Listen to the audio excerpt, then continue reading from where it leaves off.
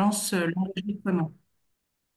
Je vais également partager mon écran puisque j'ai préparé un diaporama.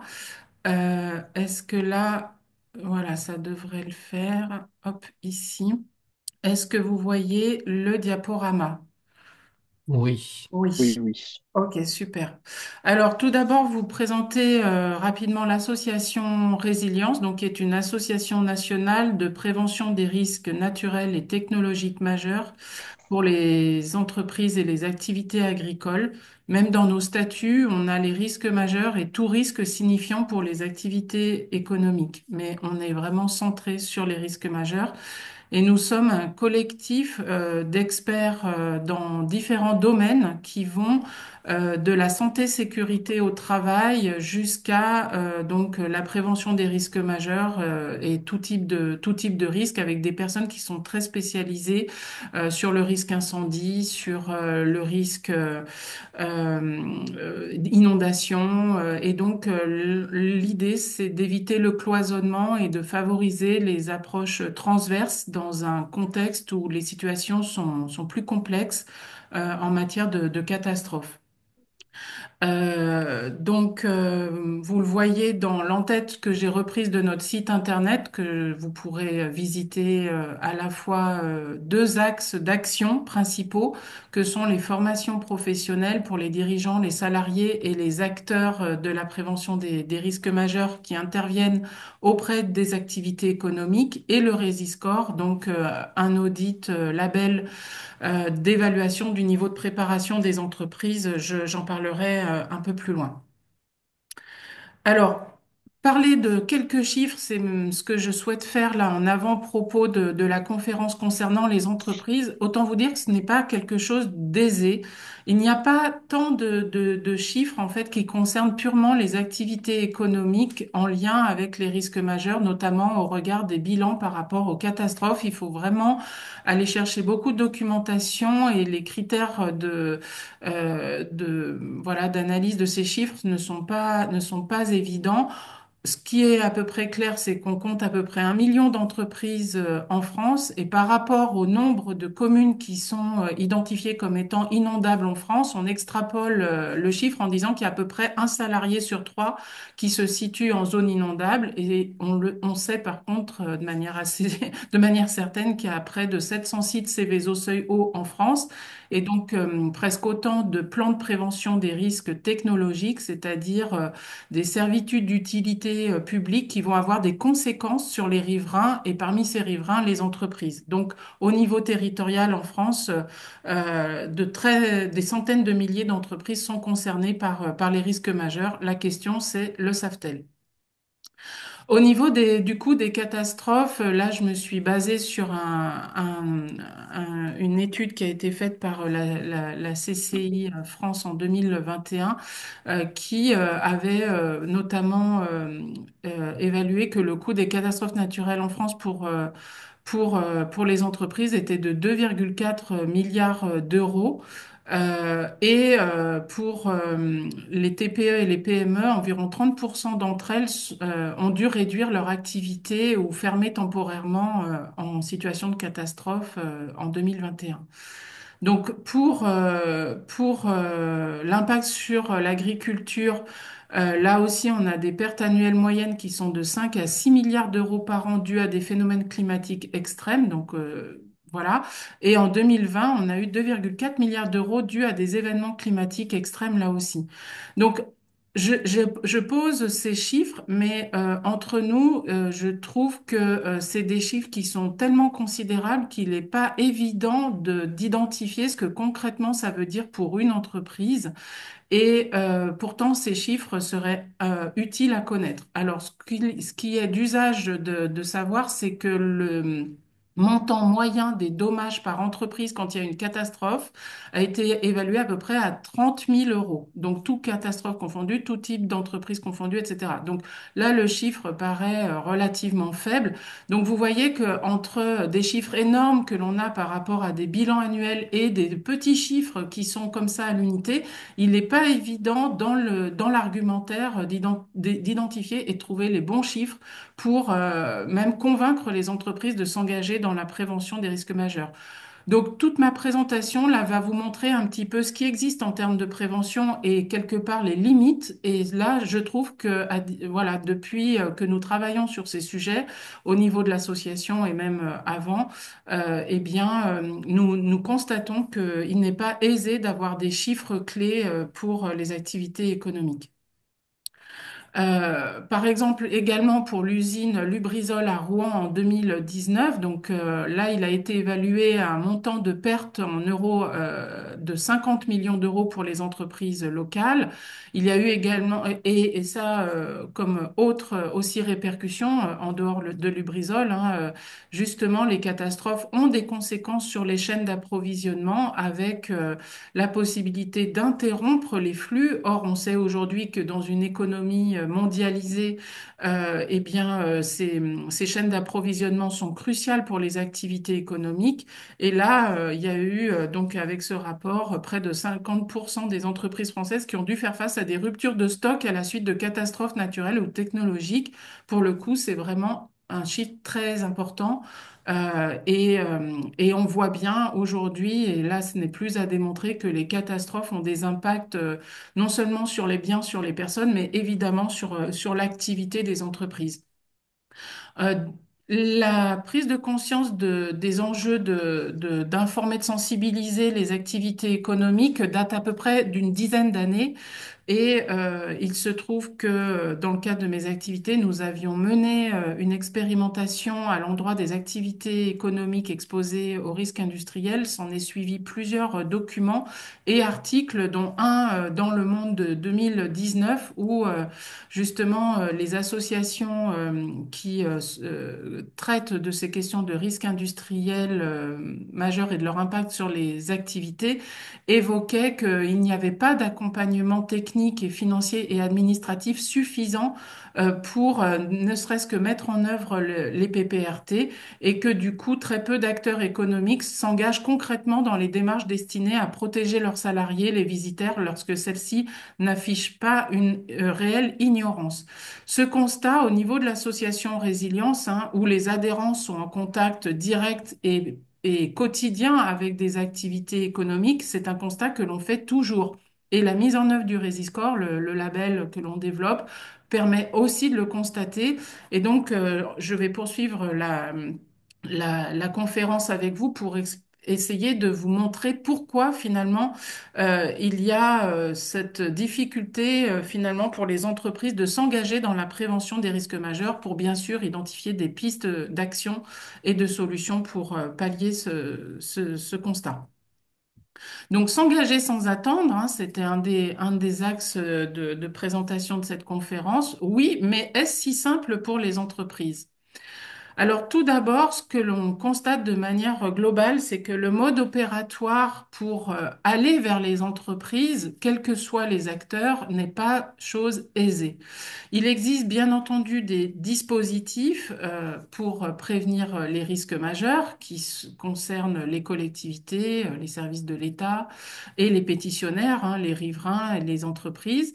Mais le fait est que ces dispositifs ne sont pas nécessairement reliés entre eux. Comme vous le savez, et si vous ne le savez pas, je me permets de repréciser ces éléments de base. La prévention des risques s'organise principalement autour des axes liés à la réduction du risque à la source, l'information préventive, la maîtrise de l'urbanisation, la gestion de crise et le domaine assurantiel. Ils sont d'ailleurs cités dans la loi risque de 2003, qui est quand même une des très grandes lois de la prévention des risques en France, qui a été un tournant très important, qui a succédé d'ailleurs l'accident d'AZF en 2001. Et en lien avec ces axes de prévention, on a des dispositifs précis qui sont codifiés, comme les études de danger, les dossiers départementaux des risques majeurs, qui sont réalisés par les préfets pour indiquer dans chaque département la liste des risques par commune. Donc c'est un document important à connaître et surtout c'est une base sécure pour identifier les risques sur son territoire. De même que les DICRIM, les documents d'information communaux sur les risques majeurs, qui sont une déclinaison au niveau communal du DDRM. On a également l'ERIAL, l'état des risques, information à acquéreur locataire, qui figure dans les baux ou les actes de propriété, qui lui aussi informe les pétitionnaires ou les propriétaires et preneurs de bail des risques qui les concernent. Bien entendu, en termes de maîtrise de l'urbanisation, on a le plan de prévention des risques depuis 1995, ce qui est quand même relativement récent finalement. Les dispositifs Orsec au niveau de la préfecture pour la gestion de crise, PCS, PICS, donc plan intercommunaux de sauvegarde, plan communaux de sauvegarde pour les communes, et puis pour les assurances, le système CatNat. Et donc, vous voyez que là, on a aussi les PPMS que je n'ai pas cités, les plans particuliers de mise en sûreté pour les établissements scolaires. Et donc là, d'entrée de jeu, on constate deux choses. D'une part, avec ces dispositifs, quand bien même ils existent, quand bien même on peut les trouver sur Internet, eh bien, ces informations n'arrivent pas toujours aux dirigeants et quand ils les ont, ils ne savent pas forcément quoi en faire. Par exemple, une entreprise, admettons que l'entreprise soit même propriétaire des murs dans lesquels elle exerce l'activité, aura forcément un acte notarié avec un ERIAL pour peu que la transaction ait eu lieu après la loi. Et à partir de là, eh bien, il y a eu bien une connaissance des risques qui a été transmise en fait aux dirigeants. Mais lui ne s'occupe pas forcément directement de l'acte de propriété. Ça peut être un autre service, un salarié en particulier. Bien sûr, il a l'information, mais il a tellement de choses à traiter que cette question des risques, eh bien, à partir du moment où il y a l'ERIAL qui est dans le dossier, bon, bah, l'ERIAL est dans le dossier, il n'a pas à en faire autre chose. Pourtant, c'est dans ce document qu'il aura des informations qui pourraient lui être utiles pour justement prendre des mesures de réduction de la vulnérabilité et protéger les salariés. Mais ça, je dirais, c'est un cas encore simple. Mais il y a d'autres cas plus complexes et c'est aussi la particularité des entreprises, c'est qu'en fait, il y a une dissociation bien souvent entre l'activité qui est située dans un bâtiment dont la propriété est à une autre entreprise. Donc vous voyez que non seulement les dispositifs ne sont pas forcément reliés, mais pour l'activité elle-même, à partir du moment où il y a un système un peu complexe au niveau de son organisation, ça contribue pas à relier non plus les informations entre elles. Voilà un premier constat. Pour le DICRIM, par exemple, la loi demande à ce qu'il soit disponible en mairie. Euh, Très bien, les communes aussi les mettent sur Internet et bien entendu, il y a GéoRisque dont je parlerai plus tard, qui est un service du ministère de l'écologie qui permet d'accéder à ces ressources.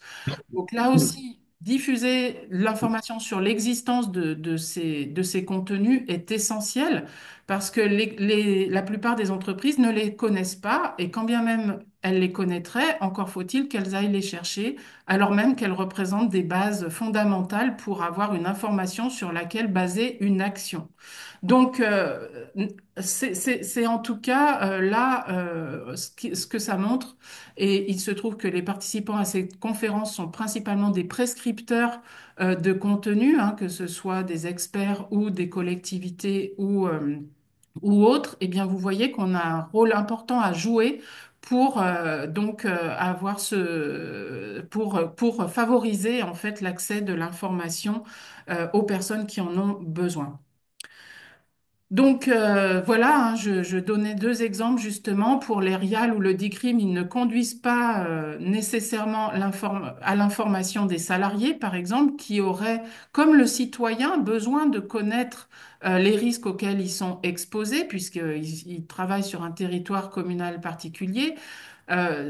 Si ils habitent sur le territoire où ils travaillent, ça double la possibilité d'accéder à cette information. Si par ailleurs ils ont des enfants qui sont scolarisés dans la commune où ils habitent et où ils travaillent, ça triple la possibilité, je dirais, d'accéder à l'information. Mais là encore, c'est le cas simple, mais le cas complexe, c'est on n'habite pas dans la commune où on travaille. Et donc, entre l'information sur les risques que l'on a par rapport à là où on habite et celle qu'on devrait avoir par rapport à là où on travaille, là encore, il y a une déconnexion possible. Donc, le salarié, pour nous, à l'association Résilience, c'est vraiment une cible en termes d'information. Et pour les PPR, là aussi, donc un outil important de maîtrise de l'urbanisation, hein, donc servitude d'utilité publique, je le rappelle si certains ne le savent pas déjà, donc qui va autoriser et interdire le droit à construire.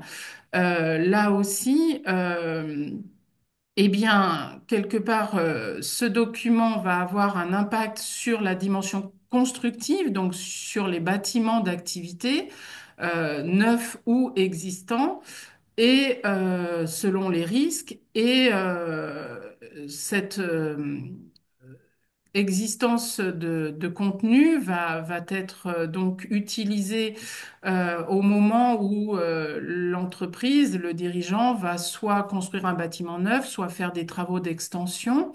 Et là, effectivement, il va s'intéresser, il va s'assurer que, pour lui-même, son architecte, que les risques, enfin que l'entreprise va respecter la réglementation par rapport aux aléas identifiés. Mais c'est pas parce qu'il va le faire sur le plan constructif que les informations qu'il aura récupérées à cet endroit, il va encore une fois les utiliser pour éventuellement mettre en place un plan de gestion de crise. Là encore,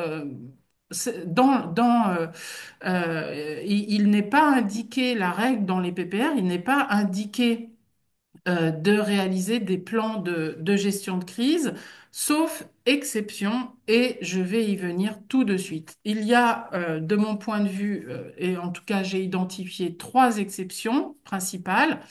La première exception, ce sont pour les risques industriels, mais vous allez voir là aussi que c'est un petit peu coton. Donc, il se trouve que après AZF, vous savez, donc il y a eu cette loi risque très importante qui a eu pour incidence de revenir sur l'existant, sur les biens existants.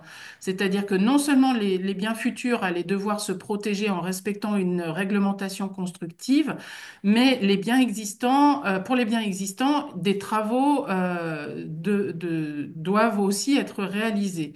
Et au départ, le législateur avait mis tout le monde sur le même pied d'égalité, c'est-à-dire autant les habitants que les activités économiques. Celles-ci sont montées au créneau politique en particulier parce que justement la complexité que je décrivais tout à l'heure au regard de l'organisation de l'entreprise entre qui est propriétaire, locataire, etc., ne permettait pas concrètement à la législation de s'appliquer. On arrivait à des non-sens et donc ça a donné lieu à la prise de cette ordonnance de 2015 pour quand même trouver une solution pour les entreprises riveraines des sites Céveso et leur dire pour autant, vous devez quand même agir. Alors, qu'est-ce que vous devez faire? Eh bien, il est indiqué dans cet article du Code de l'environnement que pour les biens existants autres que les logements. Donc, vous voyez que déjà comment le législateur rédige les choses. Il dit pas pour les activités économiques, il dit pour les biens autres que les logements. Parce que là encore, on a une telle biodiversité des situations que c'était plus simple de le mettre à l'envers. Donc, pour les biens autres que les logements, l'autorité administrative compétente informe leurs propriétaires ou gestionnaires ainsi que les responsables des activités qui y sont implantées. J'ai peu de retours d'expérience que cela a déjà été fait, sauf dans certains cas, mais donc en tout cas, voilà, déjà, les responsables d'activité doivent recevoir une information sur l'aléa, en fait, qui impacte, l'aléa technologique qui impacte le bien en question. Et ensuite,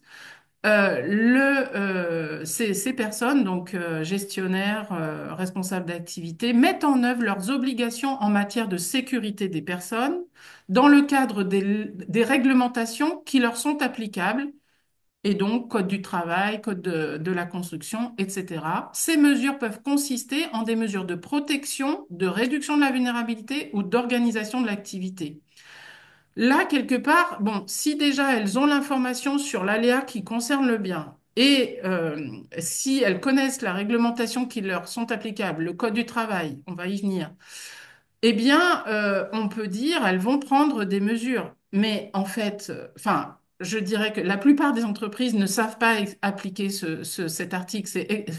Il faut être assez capé pour pouvoir le faire ou s'appuyer effectivement sur des expertises parce que déjà savoir ce que c'est qu'une mesure de protection, de réduction de la vulnérabilité, d'organisation de l'activité, voilà. Et en plus, il est indiqué que les plans ou consignes de sécurité en vigueur au sein de ces biens prennent en compte les mesures de protection définies par les plans particuliers d'intervention, donc mentionnés à l'article 741-6 du Code de la sécurité intérieure. Et là, nous, on se pose une question assez simple, c'est depuis quand les plans particuliers d'intervention sont-ils accessibles au grand public? Ils sont bien entendu réalisés en préfecture pour protéger les personnes en cas de crise et avoir les scénarios activés pour faire face aux accidents majeurs, mais ils ne sont pas disponibles sur Internet. Donc vous voyez la complexité de la chose. Il faut que les entreprises aient la connaissance de leur situation en zone de plan particulier d'intervention. Cela est possible, pas d'elle-même, mais par le biais des secrétariats permanents pour la prévention des pollutions industrielles, ce qu'on appelle les S3PI, des structures qui sont nées dans les années 90. Il en existe une par grand bassin de risque industriel. Certains d'entre eux, comme ceux d'Auvergne-Rhône-Alpes, ont pris le taureau par les cornes en justement créant un site internet que vous pourrez consulter qui s'appelle lesbonsreflexes.com et qui met à disposition justement tous les zonages des PPI, enfin les cercles dans lesquels les entreprises sont concernées par ces risques industriels au niveau de la gestion de crise et non pas de la maîtrise de l'urbanisation. Et donc à partir de là, elles peuvent travailler. Mais vous voyez que est-ce que ça pose la question de est-ce que c'est le cas pour tous les bassins de risque industriels? Et par ailleurs, est-ce que pour autant les entreprises savent ce qu'elles doivent faire une fois qu'elles ont cette information? On en revient toujours à cette question un petit peu lancinante, je m'en excuse, mais ce sont des constats. Donc c'est pour ça que là, j'indique besoin pour les entreprises de savoir si elles se situent ou pas dans les périmètres des PPI et ensuite, qu'est-ce qu'elles vont faire de cette information? Et ça concerne un paquet d'entreprises, autant vous le dire, puisque nous sommes encore un pays industriel et donc 15 bassins de risque industriel, ça représente beaucoup d'activités économiques derrière. Ensuite, la deuxième exception, c'est dans certains plans de prévention des risques. Vous pouvez trouver dans certains articles une obligation pour les entreprises de réaliser un plan d'évacuation ou de protection du personnel et des visiteurs. Donc, OK. Alors, autant vous dire que là aussi, l'entreprise qui met en œuvre, enfin, qui utilise le PPR dans le cadre d'un de ses projets d'aménagement, eh bien, n'aura pas nécessairement, comment dirais-je, une lecture suffisamment fine pour aller jusqu'à cet article qui va lui dire, attendez, non seulement il faut que au niveau de votre bâtiment, vous respectiez la réglementation sur le plan constructif, donc voilà, mais en plus sur le plan organisationnel. Donc bah, si elle y arrive, tant mieux. Et moi, je présage pas de l'incapacité des activités économiques, Merci. mais Allez, ciao. je m'interroge sur, je dirais, l'accessibilité de ce type d'information aux entreprises en l'absence d'acteurs et d'interlocuteurs intermédiaires. Et en tout cas, il me semble que nous avons vraiment à pousser l'acculturation des activités économiques pour favoriser leur autonomie sur l'accès à cette information et voir les accompagner, bien entendu, si besoin. Et par ailleurs, donc comme je l'indique en orange là sur la diapositive, quels sont les modèles pour les entreprises au regard de ces plans d'évacuation et de protection du personnel? Donc, évacuation, ça ressemble au risque incendie et qui est souvent familier de la part des entreprises. Mais les plans de protection, eh ben, déjà d'un PPRNI à l'autre, on peut avoir plan de protection, plan d'urgence, plan de secours. Donc, vous voyez les termes plan de continuité d'activité. On peut avoir des intitulés différents d'un PPRNI à l'autre. Donc là aussi, est-ce que ça facilite les choses? Pas sûr, même si l'objectif peut être tout à fait compris. Et l'entreprise, selon sa taille et les services dont elle dispose, peut aussi disposer, heureusement, en interne de compétences de personnes qui sauront faire ça. Mais là encore, d'une entreprise à l'autre, c'est variable. Alors, la troisième exception, ce sont les opérateurs d'importance vitale. On en compte à peu près 250 en France, autant dans le secteur public que dans le secteur privé. Et eux, de par justement comme son nom l'indique, hein, leur importance vitale, eh bien, ils ont à faire un plan de continuité d'activité selon l'article 2151 du Code de la défense. Vous le voyez en dessous, il est précisé que l'un des objectifs, c'est d'adopter une approche tout risque afin d'inciter les opérateurs à se préparer à faire face à toutes sortes de crises susceptibles d'affecter leur personnel, leurs locaux, leurs réseaux et leurs installations de production en élaborant des plans de continuité d'activité. Et là, je ressouligne une autre chose, c'est qu'un plan d'évacuation ou un plan de protection, ce n'est pas la même chose qu'un plan de continuité d'activité. On peut avoir des éléments d'évacuation de protection dans un plan de continuité d'activité, mais c'est Ouais, tu sais ce que c'est. deux plans de nature un petit peu différente, Mhm. puisque les plans d'urgence sont là C'est pour savoir ce que l'entreprise euh, chapitre. va faire, le dirigeant en particulier va faire vis-à-vis de ses salariés pour Du coup, assurer je te leur raconte ce que protection j'ai en cas compris. d'alerte. Et c'est tout. Et je vais vous demander d'éteindre vos micros, s'il vous Tu plaît. reviens? Ouais. Et donc, quoi faire en cas d'alerte et notamment appliquer les consignes, se mettre à l'abri, ne pas téléphoner, ne pas aller chercher les enfants à l'école et écouter la radio. Et la continuité d'activité qui, elle, va viser à une organisation pour maintenir l'activité, soit en la déportant dans d'autres locaux, soit en assurant des systèmes d'organisation, de stockage et autres qui facilitent cela. Euh,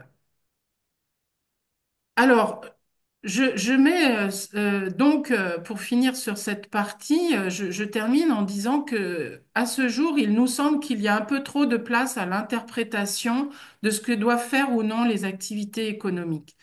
En fait, le cloisonnement principal, nous le voyons entre le Code de l'environnement et le Code du travail, où pour l'instant, les connexions entre ces deux approches, au regard du contexte de dérèglement climatique, n'est pas suffisamment fait, mais y compris entre les professionnels du sujet, c'est-à-dire toutes les personnes experts sur les questions santé, sécurité au travail, n'ont pas véritablement encore intégré les risques majeurs dans leurs connaissances et leur savoir-faire. C'est-à-dire que nous, quand on participe à des salons en lien avec ce type d'acteurs, ils nous demandent souvent, quand ils viennent à notre stand, mais qu'entendez-vous par risque majeur?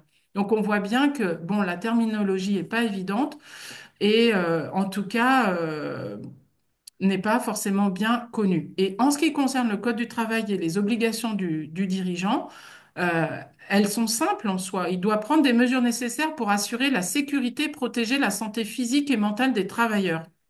Ces mesures comprennent des actions de prévention des risques professionnels, des actions d'information et de formation, la mise en place d'une organisation et de moyens adaptés. Donc, euh, en fait, aujourd'hui, on ne peut pas véritablement dire que les risques majeurs sont liés à cet article-là, mais on ne peut pas dire l'inverse non plus. Donc, en fait, il y a une espèce de raisonnement par l'absurde qui nous fait dire, et je dis ça en m'appuyant sur des confirmations que l'on a eues de la part de la DRETS ou d'avocats spécialistes du droit du travail, c'est que si le dirigeant a l'information sur les risques majeurs qui concernent son activité et les personnes qui y travaillent et qu'il ne fait rien pour prévenir et protéger les personnes, il engage sa responsabilité. Ça, c'est une certitude. Donc, mais vous voyez que je mets trop de place pour l'interprétation parce que pour l'instant, bah, ne serait-ce que le terme risque majeur, il apparaît pas véritablement comme ça. Et aujourd'hui, au niveau de la jurisprudence ou des circulaires que l'on va avoir par les acteurs qui vont informer les entreprises en cas de problème, ça va concerner surtout les grands froids, la canicule, voilà, pour adapter en fait les conditions de travail des salariés.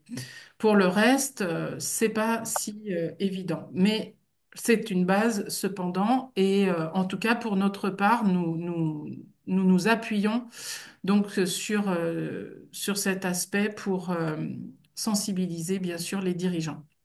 Donc en tout cas, des mondes à relier, hein, c'est la fin là, de cette première partie de la conférence.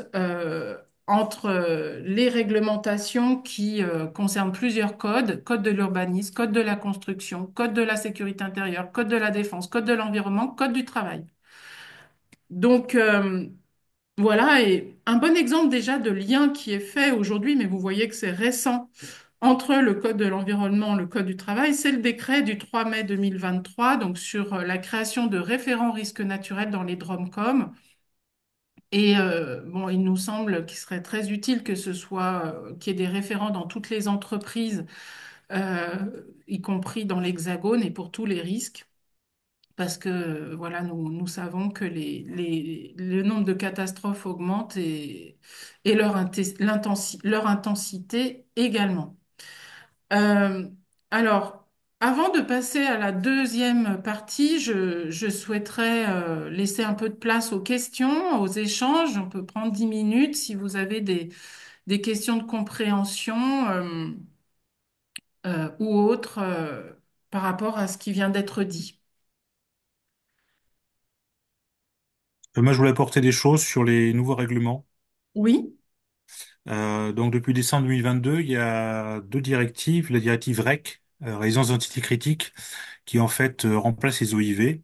Et elle devait être, donc il y a 11 secteurs critiques. Vous aviez énuméré certains secteurs, donc ils ont restreint au niveau domaine. Et donc, il y avait une obligation légale pour aussi bien les entreprises que les communes de recenser tout ce qui était dans ces 11 domaines. Donc, ça devait être fait en 2023. Comme il y avait du retard, c'était de repousser en 2026. Et là, ça aurait été applicable en 2025. Donc, justement, ça permet de recenser, de tester les entreprises au niveau de tous les risques qui peuvent exister, donc cyber, inondation. Donc, déjà, les entreprises ou les communes n'ont pas forcément eu cette information. Et la deuxième directive, c'est la NIC 2 qui est sur le cyber, pareil, qu'est-ce qu'on met au niveau protection. Alors la directive cyber, justement, met des pénalités financières si les structures mettent pas en place certaines protections. Et pour revenir sur l'information, ce que vous expliquez, en fait, le problème, c'est que l'information vient pas forcément au niveau des entreprises ou même des communes. Moi, je travaille sur des PCS de petites communes. L'information vient pas forcément, voire pas du tout, de la part des préfectures. Donc, il y a un document qui s'appelle la transmission d'informations au maire. Il y a une préfecture, auquel je travaille, qui ne sait pas ce que c'était. Donc, on a aussi un problème de connaissance d'informations sur le terrain qui facilite pas justement la sensibilisation, des acteurs. merci beaucoup pour cette précision tout à fait éclairante et intéressante. D'autres interventions?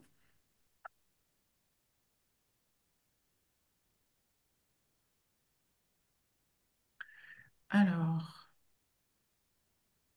Oui, moi j'ai une question, oui, oui, oui, Sandra. vas-y, Anne-Marie, oui. C'est en fait justement j'ai été frappée là par le fait que les informations n'arrivent pas toujours aux dirigeants.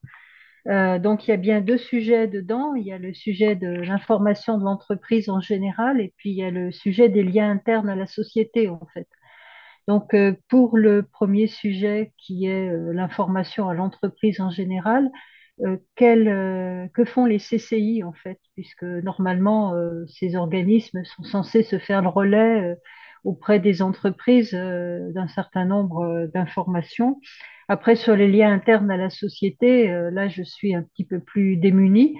Effectivement, il y a une question de sensibilisation sans doute des dirigeants ou peut-être des ingénieurs santé, sécurité au travail.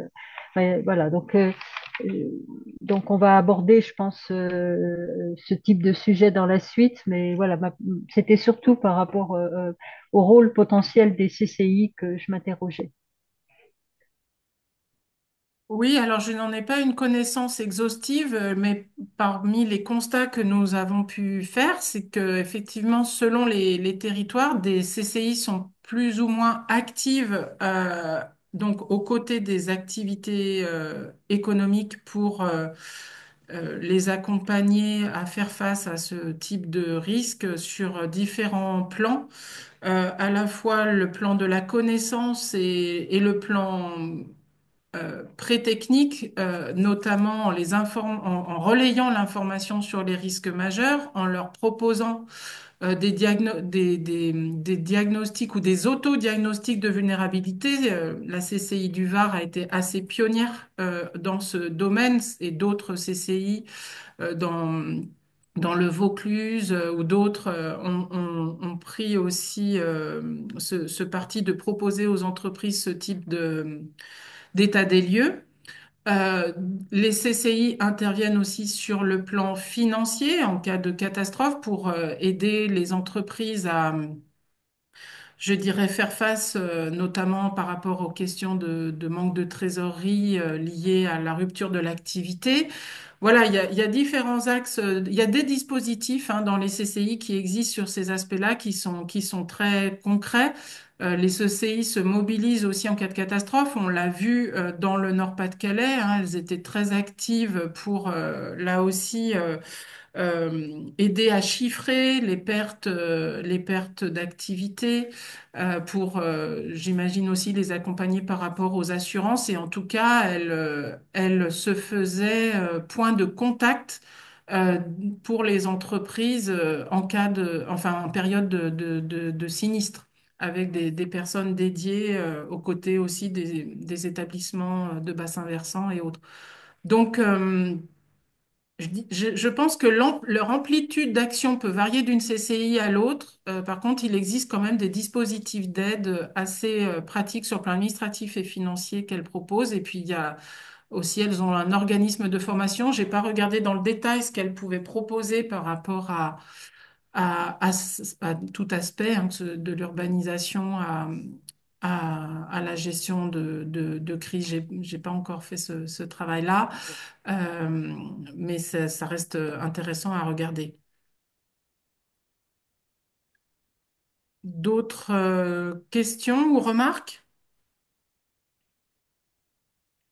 Oui, j'aurais une remarque en ce qui concerne la réduction du risque sous toutes ses formes. Donc, ça passe par un aléa et une vulnérabilité. Je voulais savoir s'il existait des dispositifs ou des méthodes de diagnostic de vulnérabilité qui sont adaptées justement au monde agricole, au monde industriel. Et, et en fonction du diagnostic, des recommandations, avec un guide de mise en œuvre de ces recommandations pour réduire le risque. Puisque l'aléa, c'est difficile de changer l'aléa, c'est plutôt sur la vulnérabilité des équipements et la vulnérabilité des personnes qu'il faut agir. Oui. Euh, il n'y a pas de méthode officielle pour indiquer comment faire un diagnostic de vulnérabilité pour les activités économiques. Il existe des guides par type de risque. Pour le risque industriel, il existe par exemple le RESI-Guide, mais qui va être plutôt des fiches actions voilà, pour permettre à l'entreprise d'identifier ses besoins sur le plan structurel et organisationnel. Euh, Ces diagnostics sont réalisés la plupart du temps par des bureaux d'études.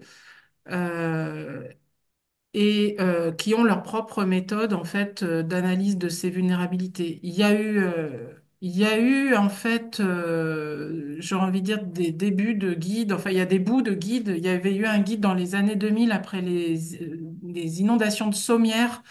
Ça a été un peu le début de ces études de vulnérabilité aux inondations et la partie entreprise avait été étudiée mais je crois pas qu'il ait été véritablement mis à jour. Donc c'était, vous voyez, il y a déjà une vingtaine d'années.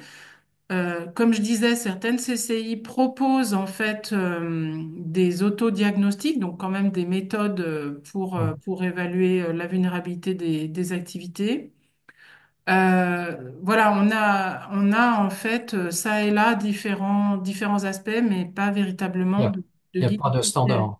Et alors pour les industries, là par contre, je mets une réserve, ça existe très probablement, mais je n'ai pas la référence. Je suis, voilà, voilà, j'ai pas recherché sur cet aspect-là.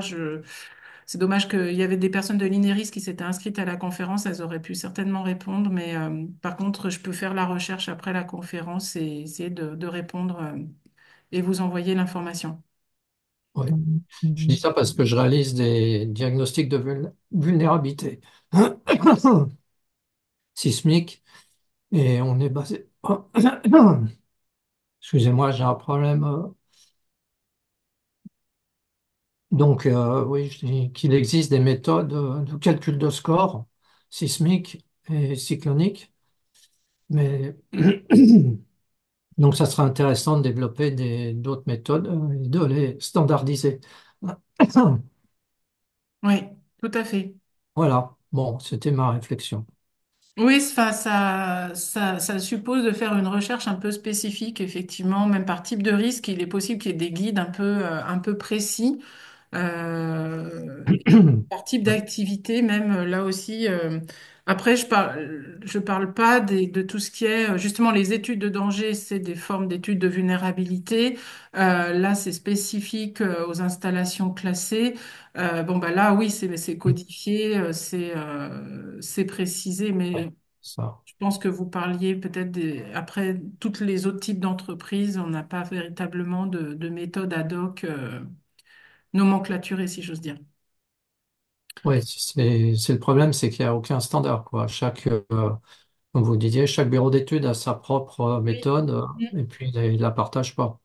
Ben, ils la partagent pas, mais aussi parce que dans certains cas, les études de vulnérabilité nécessitent l'appel à des logiciels de calcul, notamment de la vulnérabilité de certains matériaux à des aléas, et ça peut être des logiciels, soit qu'ils ont achetés, soit qu'ils ont développés eux-mêmes, des méthodes de calcul qu'ils ont développées eux-mêmes. Par contre, après, il y a des références nationales, il y a des ABAC, voilà, enfin, il y a des références pour aussi identifier ces niveaux de vulnérabilité. Mais voilà, ils ne la partagent pas, ben oui, parce que c'est leur savoir-faire et en même temps parce qu'ils s'appuient sur des outils et des méthodes qu'ils ont pu développer eux-mêmes. Hmm. Donc l'autodiagnostic n'est pas prêt de voir le jour. L'autodiagnostic existe. Vous en trouvez, vous allez sur le site de la CCI du Var, vous allez trouver un autodiagnostic au risque d'inondation. Mais après, l'autodiagnostic complet, et puis en plus, enfin, c'est un vrai sujet. On pourrait faire une conférence entière là-dessus d'ailleurs. Quelle est la finalité en fait?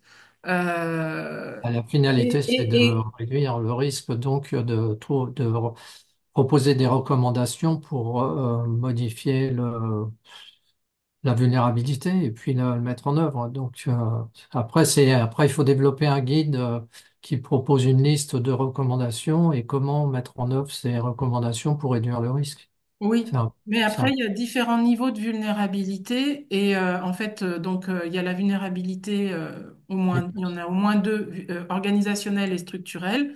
Si on est sur la vulnérabilité organisationnelle, on est sur des constats qui peuvent être faits en lien avec l'expression des salariés et la connaissance du fonctionnement de l'activité. Mais quand on vient considérer la vulnérabilité structurelle, là, ça peut demander des compétences, voire des expertises qui n'existeront pas forcément au sein de l'entreprise, d'où l'existence justement des bureaux d'études qui vont apporter les règles de l'art à appliquer en la matière.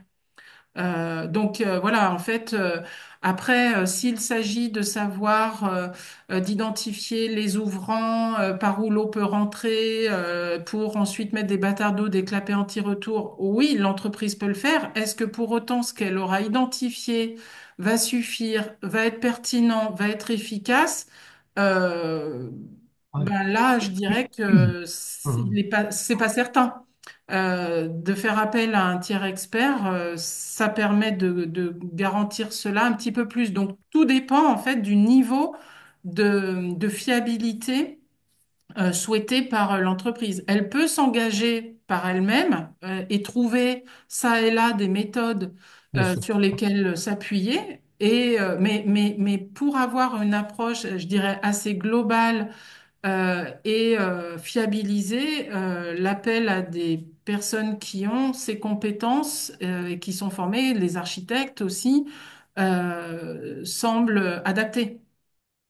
Ouais, on peut s'appuyer aussi sur le retour d'expérience d'autres entreprises comme la base de données ARIA.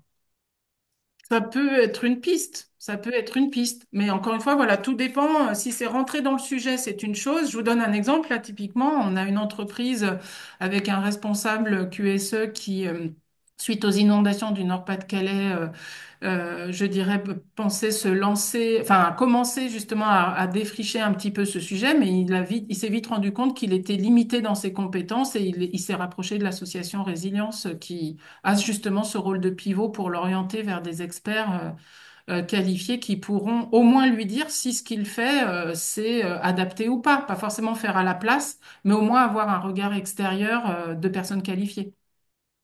OK, Mm. merci. Je vous en prie. Alors, ensuite, donc, pour finir sur cet aspect-là, alors, je voulais juste préciser une chose par rapport aux risques industriels. Pas oublier que pour les risques industriels, tous les 5 ans, il y a des campagnes d'information préventive qui sont réalisées en France. C'est une obligation pour les sites Céveso Seuil Haut, où l'information doit arriver aux riverains sans qu'ils aient à en faire la demande. Donc, arriver chez eux. La différence avec le DICRIM qui, lui, l'obligation, c'est être en mairie les risques industriels, tous les 5 ans, l'information doit arriver chez eux. Mais là encore, pour les entreprises, est-ce que l'information leur parvient, sachant même que quand il y a plus de 50 salariés, elles ont l'obligation d'afficher les consignes face aux risques industriels. Donc, bon, encore une fois, voilà, tout ça plaide aussi hein, pour le maintien des S3 pays qui ont un rôle fondamental par rapport à ces risques-là. Donc, en tout cas, sur l'information et l'action, hein, c'est ce qui nous semble important de valoriser en termes de démarche, avec justement, je disais un petit peu absence de méthode, mais en voilà déjà une. Pour l'information préventive, ben, allez sur Géorisque, bien sûr, .gouv.fr pour taper l'adresse de l'entreprise concernée, télécharger l'ERIAL, le DICRIM, tout cela est gratuit. Et par contre, croisez les informations. Regardez si c'est le dernier DICRIM à jour. Donc, allez sur le site de la mairie, allez sur le site de la préfecture, téléchargez le DDRM. Donc, tout ça prend un peu de temps, mais c'est déjà une première entrée en matière nécessaire. Ensuite, téléchargez le plan de prévention des risques. Et là, bah, il faut le lire. Donc, comme je disais, il y a des mesures sur la partie constructive, mais il peut y en avoir certaines sur la dimension organisationnelle. Donc, ne pas passer à côté. Et si on est perdu dans ce type de document, aller prendre attache avec la mairie, la CCI, justement, des experts ou toute structure compétente qui pourront vous aider à y voir clair. Et enfin, bah, justement, on y vient, réaliser un diagnostic de vulnérabilité. Il est souvent obligatoire, en particulier dans le cadre des risques d'inondation et voire même financé par les plans d'action pour la prévention du risque inondation et donc permettra justement d'avoir un diagnostic et des mesures identifiées, sachant qu'il y a des financements pour le risque inondation au titre du fonds Barnier pour les entreprises de moins de 20 salariés et donc, avec un plafonnement du financement des dites mesures, et là, ce sont les DDT qui peuvent vous renseigner sur ce sujet. Et puis, réaliser son plan d'urgence et son plan de continuité d'activité. Et là encore, il n'y a pas de modèle, il n'y a pas de modèle unique, mais on trouve quand même de la documentation, je dirais, sur Internet par rapport à ça, qui peuvent constituer des trames à adapter. Euh, à commencer par exemple par le POMS, le plan d'organisation de sécurité des établissements qu'avait fait l'Institut des risques majeurs, l'IRMA, qui est une base par exemple, vous avez aussi, j'aime bien citer quand même les plans, les PPMS pour les établissements scolaires, qui est une autre trame que l'on peut trouver aussi sur Internet.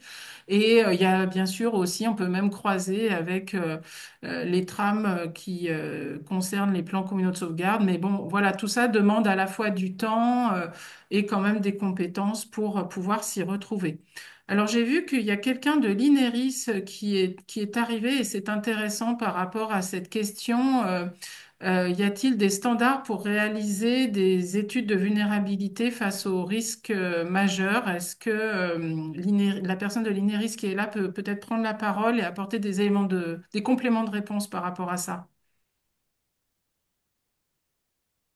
Oui, bonjour à tous. Donc, il existe pour ma part un certain nombre, en tout cas l'INERIS a réalisé un certain nombre de guides pratiques en la matière permettant de réaliser le diagnostic de vulnérabilité. Alors, mais pas vis-à-vis de tous les risques majeurs, bien évidemment. Je pense notamment à l'inondation pour ce qui est tout ce qui est équipement industriel. Donc, équipement industriel, notamment sur site Céveso. Céveso, Seuil Haut. Donc il y a un guide qui est disponible sur le site de l'INERIS et qui permet effectivement, pour un certain nombre d'équipements industriels, de réaliser un diagnostic de vulnérabilité simple de ces équipements industriels, mais ça ne parte que sur un scope particulier et restreint malgré tout de l'ensemble de ce que peut être une activité de l'entreprise. Donc Ok. ça, c'est pour l'inondation. Il existe des guides spécifiques pour d'autres risques majeurs, si on peut citer le séisme, et si on peut citer également, si on entend par risque majeur également risque technologique et industriel, peuvent être cités un certain nombre de guides réalisés par l'INERIS et le CRMA qui visent à réaliser des diagnostics de vulnérabilité du bâti cette fois-ci, hein, de bâtiments industriels, en dur ou métallique vis-à-vis des effets de surpression, vis-à-vis des effets d'incendie, mais également toxiques faits par le CRMA notamment. Voilà Voilà, pour donc en compléter les fait, propos. ouais, merci beaucoup. Donc là, en fait, les trois derniers guides que Benjamin Leroux a cités, c'est ce qu'on appelle des référentiels nationaux pour intégrer en fait les pour intégrer en fait ces types de risques sur pression thermique et toxique dans la construction de bâtiments qui seraient riverains des sites Céveso, Seuil Haut. Ça va concerner, ben, comme on l'a vu, justement, soit certains types d'activités, soit certains types de risques. Voilà. Euh, ces guides existent. Voilà, ces guides existent. Merci, vous êtes arrivé au bon moment pour compléter justement la réponse que nous avons donnée. Alors J'ai là, encore, oui. juste pour finir, j'ai encore une touche à mettre. Là, on parle des bâtiments, mais dans un bâtiment, il y a des équipements. Et la vulnérabilité des équipements aussi, bien souvent, laisse à désirer. Je prends Hmm, l'exemple des hôpitaux où le stockage d'oxygène, c'est une catastrophe. Les équipements qui coûtent une fortune, enfin, vis-à-vis des risques sismiques, évidemment. Mais l'intérêt aussi, c'est pas parce que le bâtiment est encore en état que à l'intérieur, suite à une inondation ou un séisme ou une tempête, les équipements sont encore en état de fonctionner. oui. Il Vous faut faites pas bien d'en négliger. parler parce que justement, on fait un distinguo entre les risques naturels et les risques technologiques à cet endroit. C'est-à-dire que pour les risques technologiques, on va viser la protection des personnes par le fait même que, en ce qui concerne le risque surpression ou thermique, eh bien, les équipements, en cas de catastrophe majeure, il va pas rester grand-chose. Par contre, pour les risques naturels, cette question peut être effectivement approfondie pour favoriser la mise en sécurité de ces équipements par rapport à certains niveaux d'eau et par rapport à d'autres types de risques. Benjamin, vous confirmez cet aspect-là? Oui, je pense que vous avez dit l'essentiel sur ce point, effectivement. Merci. Donc, Ok. je vais la mettre à côté de moi dans la voiture et puis elle va continuer à parler. Ghislaine, ton micro est ouvert. Donc en ce qui concerne la réduction de la vulnérabilité de votre entreprise face aux inondations, donc ça c'est un exemple que je vous donne, mais c'est un document qu'a réalisé une DREAL, j'ai oublié laquelle, mais je pourrais retrouver la source là aussi. Il est assez complet, enfin voilà, c'est assez intéressant. Ça permet au moins à l'entreprise, c'est un document de sensibilisation finalement pour l'amener à identifier tous les points qui seraient à regarder pour favoriser la diminution de sa vulnérabilité. Voilà, où on voit bien toutes les entrées d'eau, etc. Il n'en existe pas tant que ça, des documents tels que celui-ci. Là aussi, ça pourrait être développé. Encore une fois, les entreprises sont tellement de formes différentes que par rapport à des habitations, eh bien, c'est pas si évident d'avoir différents modèles, mais je trouve que celui-ci est intéressant. Et puis également à droite, quelques exemples voilà, de solutions assez classiques et connues maintenant au niveau des bâtards d'eau, mais qui sont utilisées dans le domaine des activités économiques, voire même des ascenseurs hein, qui peuvent être adaptés à des périodes de submersion. C'est ces deux petits exemples que j'ai voulu vous donner. Alors, des outils d'aide à la prévention, là, j'ai voulu brosser un peu un portrait par rapport aux axes que l'on a évoqués, l'information, la sensibilisation, la formation, les travaux, les exercices, quels peuvent être les acteurs relais et en charge de transmettre des outils et des méthodes pour les activités économiques. Donc, en ce qui concerne information, sensibilisation, on l'a vu, hein, les ministères, le ministère de l'écologie, les services de l'État, les mairies, la FPCNT, son réseau, les associations. Pour la formation, il y a des organismes de formation hein, aussi qui peuvent dispenser des formations sur différents sujets entre risques majeurs et activités économiques. Les travaux, donc là, en termes de personnes ressources, on aura les DDT, les bureaux d'études et aussi les organismes comme justement l'INERIS, le CEREMA. Et pour les exercices, là aussi, des associations en proposent, des bureaux d'études également. Et en termes d'outils et de dispositifs, on va avoir des vidéos, des documents ressources, des guides pratiques, on en a parlé, des guides techniques, donc, qui seront disponibles sur Internet, donc des formations professionnelles. Des diagnostics de vulnérabilité, des audits en ce qui concerne les travaux, et puis des exercices qui peuvent être faits soit à l'initiative de l'entreprise elle-même, sur table ou en situation réelle, dans une durée plus ou moins longue, et parfois des exercices qui sont organisés par les pouvoirs publics dans lesquels les entreprises seront. FR Alert étant un outil aujourd'hui tout à fait intéressant parce que en cas d'exercice, ça permet justement aux salariés, aux dirigeants de recevoir un message entrant sur leur téléphone s'il est allumé. Et le simple fait d'avoir un message pour indiquer que c'est un exercice est un point de sensibilisation au sujet qui nous rassemble aujourd'hui. Alors, au niveau de l'association Résilience, on a aussi un outil un peu spécifique hein, dont les composantes ont été soutenues par le ministère de l'Écologie, en particulier le référentiel pratique et juridique de ce label, qui est donc bon, une marque déposée et qui en fait est un outil d'évaluation du niveau de préparation au risque majeur de l'entreprise. C'est un entretien assez simple, basé sur une trentaine de questions qui vont en fait permettre de savoir où en est l'entreprise par rapport aux réglementations qui la concernent justement en matière d'information, de réalisation de travaux, d'organisation et même de suivi. Donc, en fait, on va lui demander tout simplement, bah, justement, il y a des risques majeurs sur votre territoire. Est-ce que vous en avez la connaissance? Oui, non. Elle répond oui. Comment en avez-vous eu connaissance? Par l'ERIAL, très bien, félicitations. Par le DICRIM, encore mieux, bravo. Qu'est-ce que vous avez fait de cette information? L'avez-vous intégrée dans votre document unique? Non. Ah bah là, c'est moins bien. Donc vous voyez, on va avoir un entretien comme ça, environ de 2 heures, hein, relativement convivial. C'est un audit d'accompagnement, c'est pas un audit de contrôle, mais qui va permettre de voir où en est l'entreprise. Et donc, sur les travaux, c'est pareil. Vous avez vu, dans les PPR, il peut y avoir des prescriptions de travaux. L'entreprise est-elle informée ou non? Bon, généralement, quand il y a des prescriptions de travaux dans les territoires, les acteurs sont accompagnés. Pour autant, ont-ils engagé eux-mêmes les travaux? Ont-ils des besoins d'accompagnement par rapport à des financements? Bref, on va regarder cet aspect-là. Et puis, sont-ils allés jusqu'à l'organisation de la gestion de crise? Et là, ils vous répondent, eh ben, on fait des exercices incendie. Et là, on leur dit, dommage, c'est pas le même risque qu'un risque majeur, parce qu'en cas d'exercice incendie, tout le monde doit sortir dehors, alors que risque majeur, tout le monde doit rester à l'intérieur.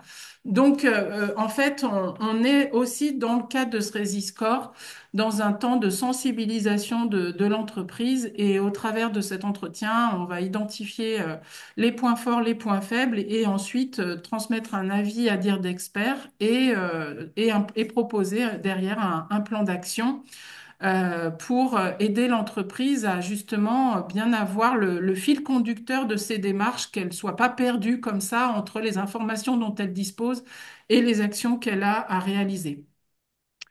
Monter en compétences, bon là aussi, hein, je disais des formations professionnelles, d'autres organismes le font, nous aussi, parce que là encore, la formation est vraiment un bon moyen pour aller en profondeur de la connaissance des aléas et de comment les intégrer dans l'activité de l'entreprise et pour se préparer en cas d'alerte pour favoriser à la fois la protection de des personnes, de l'outil de travail et le maintien de l'activité.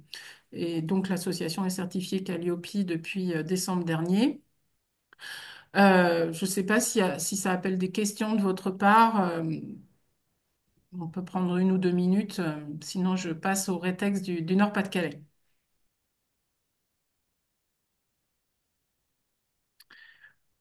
Ok, donc il se trouve que avec l'AFPCNT, nous avons conduit donc une étude au cours de l'année 2024 auprès de 5 entreprises donc situées dans le Nord-Pas-de-Calais qui ont été inondées donc fin 2023, début 2024.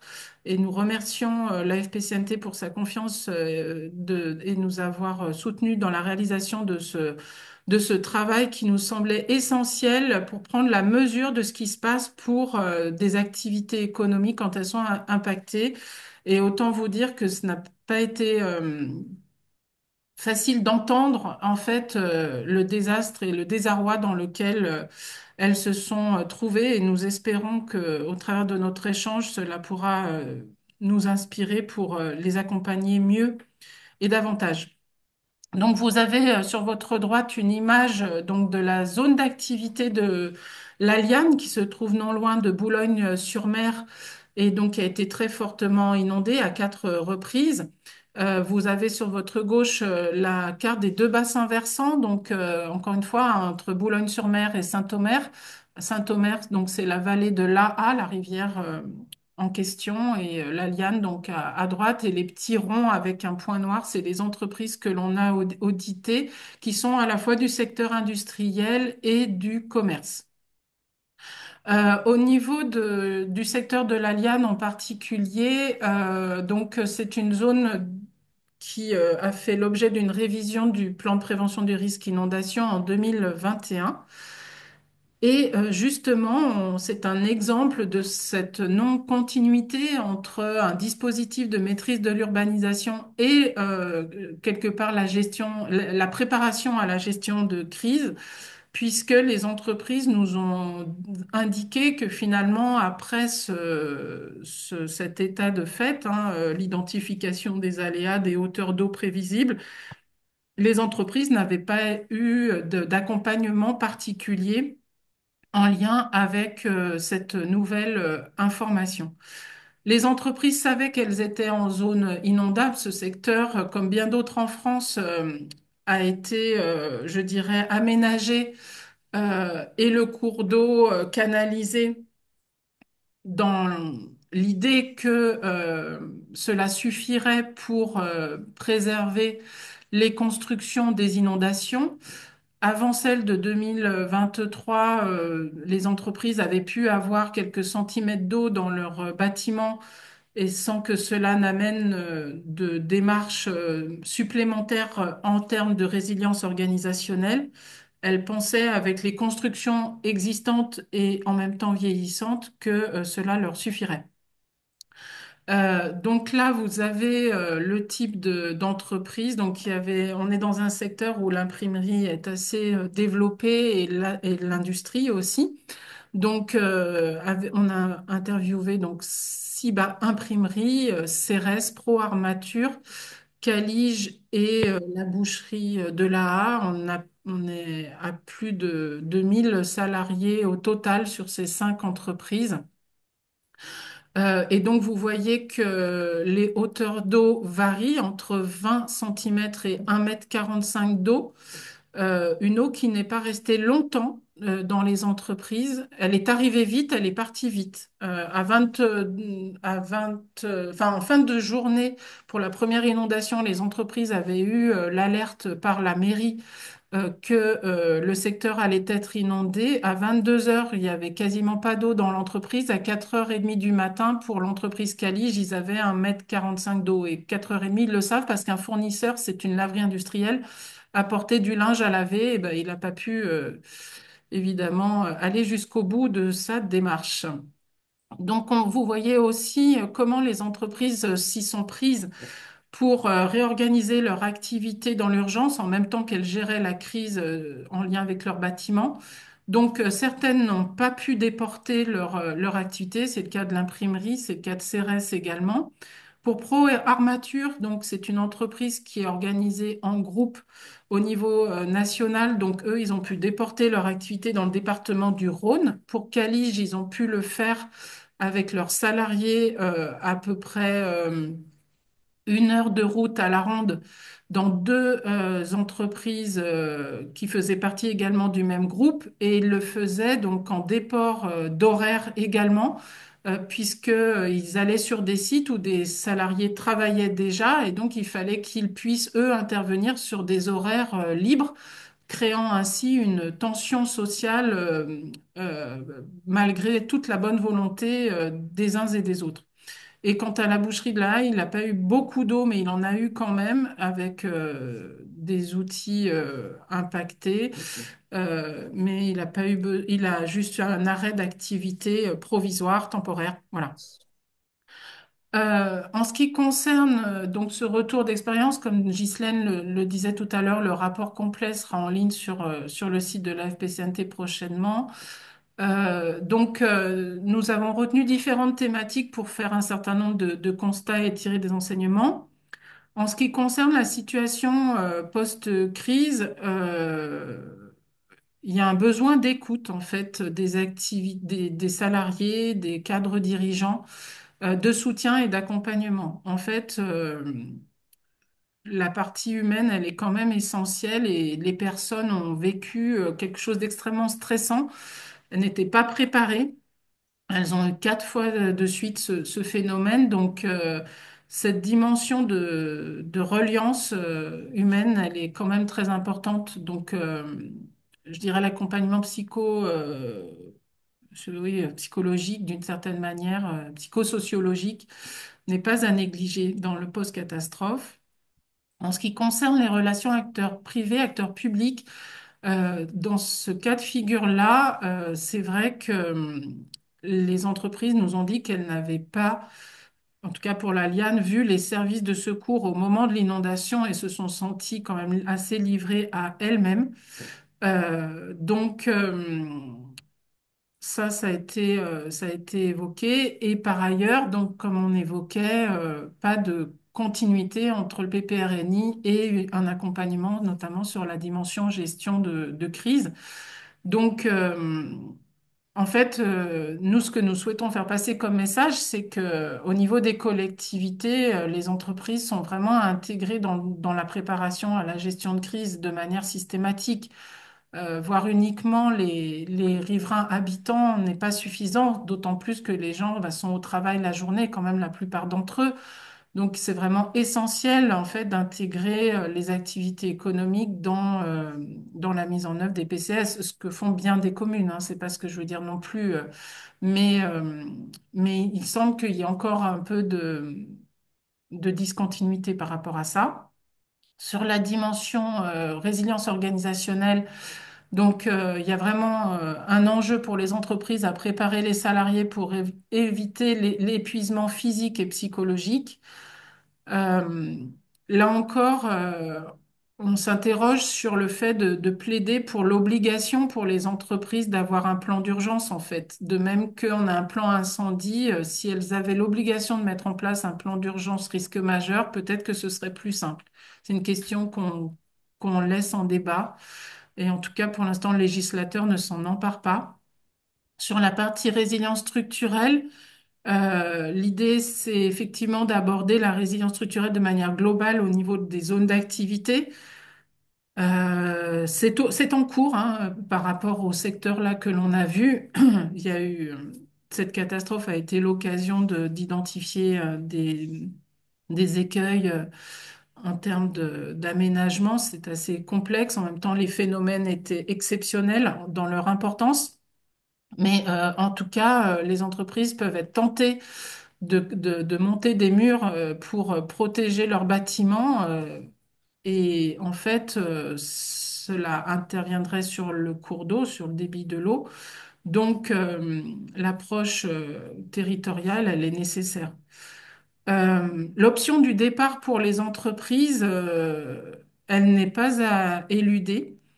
Elle a d'ailleurs été mise en œuvre hein, par certaines entreprises dans le secteur de la liane. Une, parce qu'elle a mis la clé sous la porte avec 12 salariés au chômage de manière sèche. Et une autre qui faisait partie d'un groupe dont le siège social était à Reims et qui a décidé de rapatrier ses activités en dehors de toute zone dangereuse. Et cela concerne bien des endroits dans le territoire national.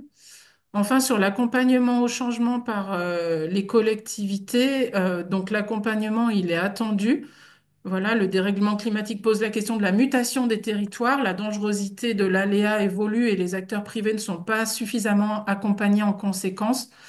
Et ils s'interrogent en fait, ils se préparent, enfin, déménager des entreprises où voilà, on a du matériel dont le coût est de plusieurs millions d'euros, c'est quand même compliqué.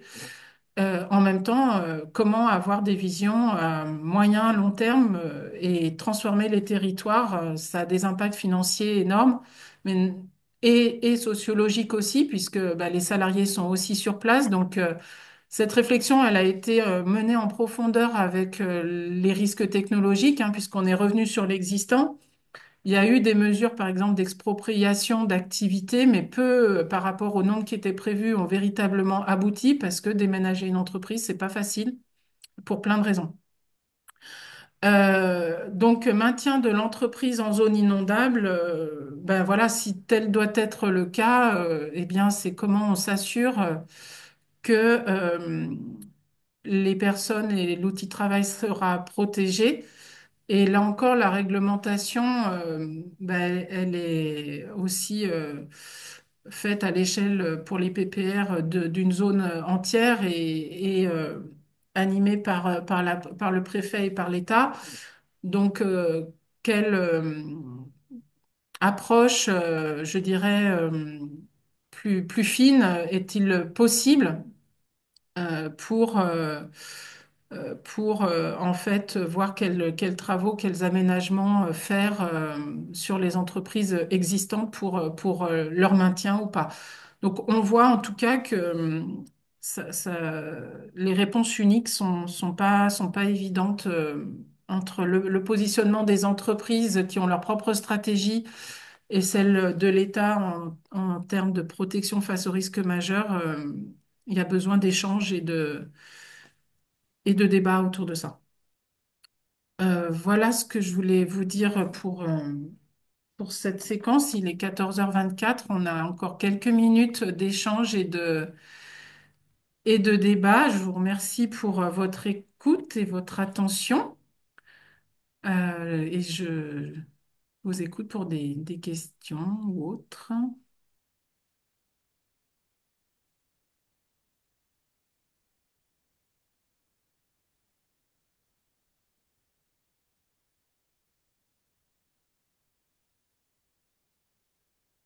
Et le partage. Voilà. Donc, y a-t-il des questions, des commentaires?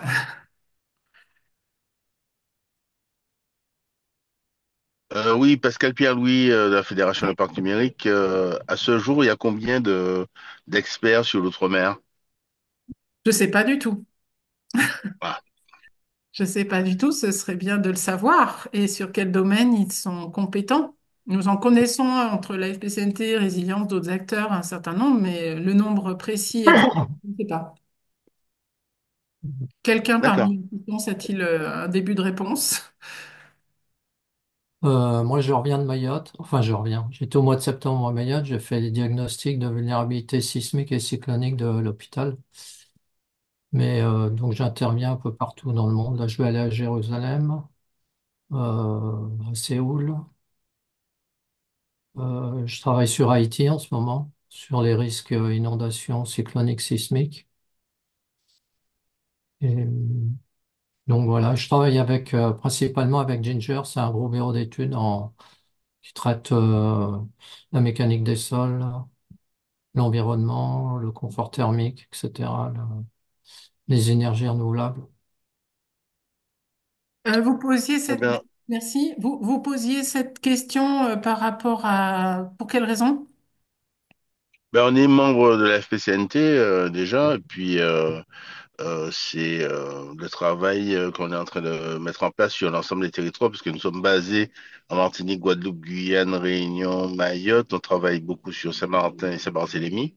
Mhm. Et donc, on fait de la sensibilisation à la prévention pour trois cibles, hein, pour euh, la communauté scolaire, les collectivités avec l'accompagnement euh, pour réaliser des crimes, surtout pour aider les petites collectivités locales qui n'ont pas de ressources humaines à mettre tout ça en place. Et puis, la dernière partie, ce sont les entreprises, puisque depuis le 1er janvier 2024, la formation à la prévention des risques majeurs naturels est obligatoire, euh, sauf en Nouvelle-Calédonie et à Wallis et Futuna. Donc, et pour le moment, c'est vrai que c'est tout nouveau pour certains territoires. Oui, oui. Ok.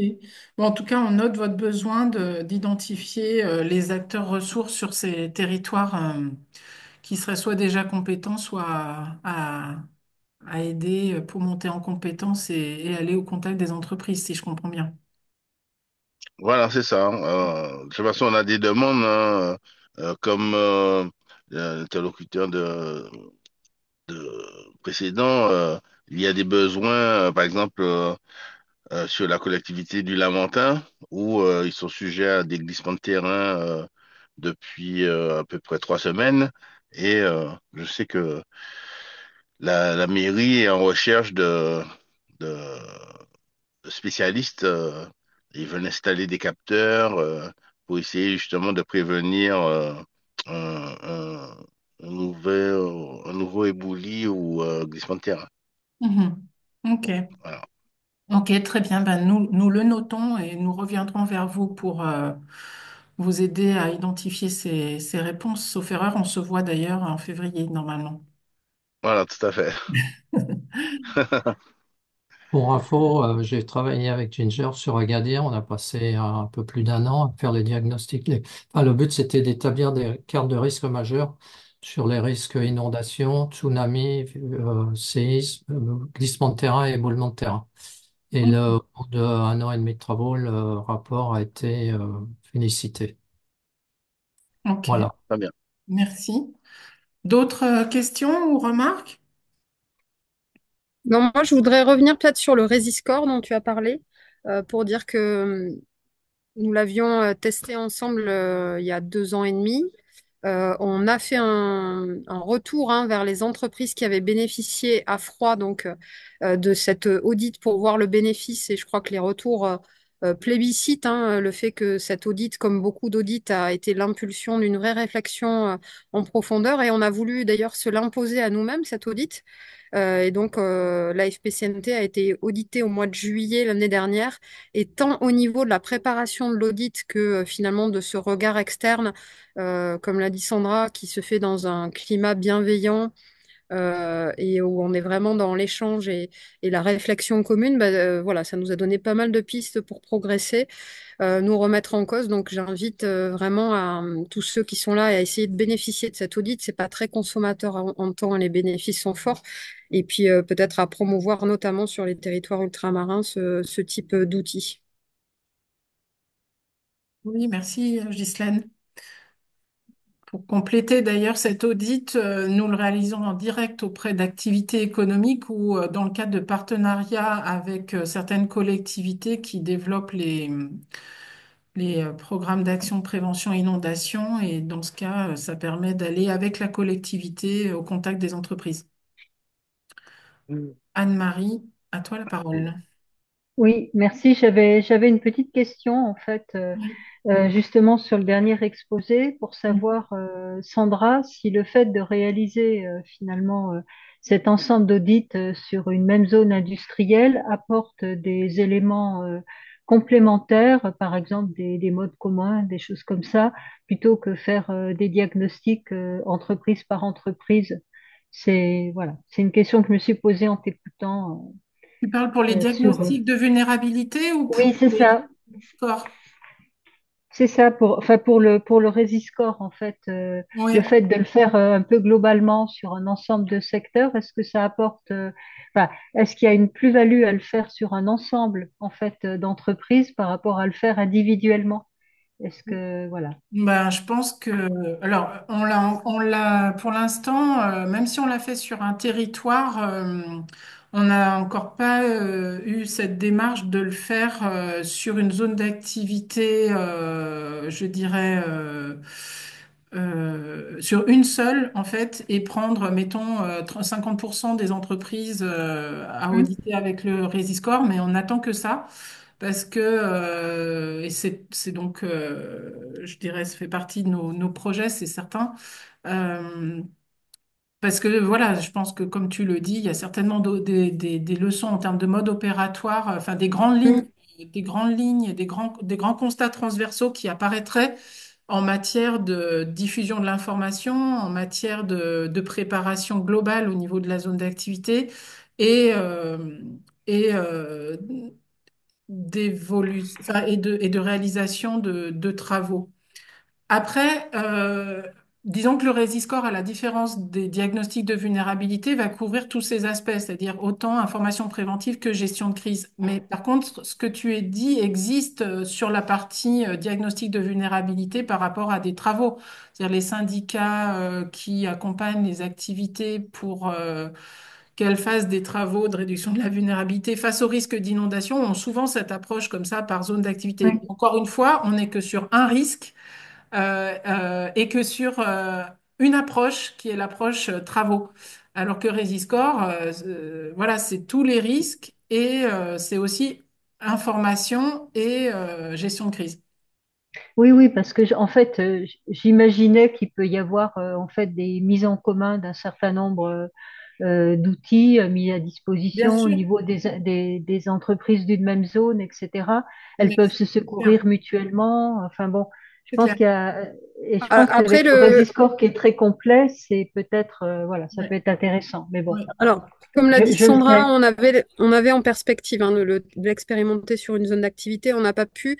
L'outil tel qu'il est conçu aujourd'hui est quand même beaucoup plus adapté à une approche individuelle que collective.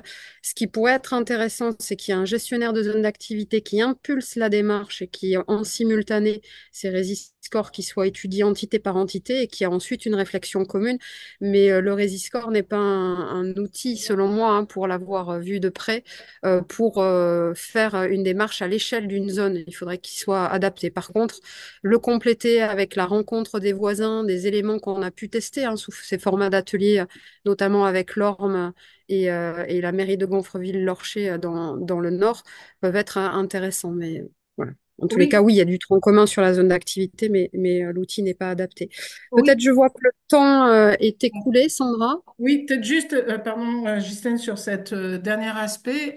En fait, quoi qu'il en soit, il faudrait faire des résiscores par entreprise parce que de toute façon, ce qui compte, c'est la responsabilité du dirigeant par rapport à ses salariés et que donc le résiscore analysera sa propre capacité, c'est-à-dire le gestionnaire d'une zone d'activité n'a pas de lien de subordination vis-à-vis des salariés des entreprises et ne sera pas en responsabilité par rapport à leur sécurité. Alors que le dirigeant, oui. Donc, sauf cas précis. Donc, je suis d'accord que ce serait l'adjonction de différents résiscores qui, ensuite, en termes d'analyse globale, permettrait d'avoir un bilan transversal sous forme, pourquoi pas, d'atelier ou Tout autre. à fait, tout à fait. Oui, donc, tu vois l'heure qui tourne, effectivement, il est 35. Et je vois que tout le monde est en train de nous quitter. On voit des gens qui nous disent merci, au revoir. Donc En voilà, effet, je te laisse on peut peut-être conclure. conclure. Je te remercie en tous les cas Ouais. pour ce webinaire qui conclut finalement cette collaboration et qui voilà, ouvre d'autres perspectives. Nous le souhaitons effectivement et merci à toi Ghislaine pour ta confiance et tous ces échanges très riches et ton énergie dans toutes ces démarches. Euh, En tout cas, ce webinaire sera disponible en replay. N'hésitez pas à nous contacter si vous avez des questions complémentaires. Nous vous remercions pour votre attention. Nous vous souhaitons une bonne fin d'après-midi et un bon week-end. Bon week-end à tous et Merci. on retrouvera donc du coup la vidéo sur le site de Résilience et sur le site de la FPCNT. Et vous pouvez également vous inscrire pour le cycle de webinaire 1 heure pour comprendre, organisé par Laurence Bonhomme, qui vous permet également de vous acculturer sur différents sujets, sur des horaires, hein. On avait choisi avec Sandra entre midi et 2 et on essaie de faire en fin de journée également. Donc à très bientôt. Merci encore. Merci encore et bravo pour Merci, cette merci, Au revoir à présentation. tous. Au revoir. merci, au revoir. Au revoir. Au revoir.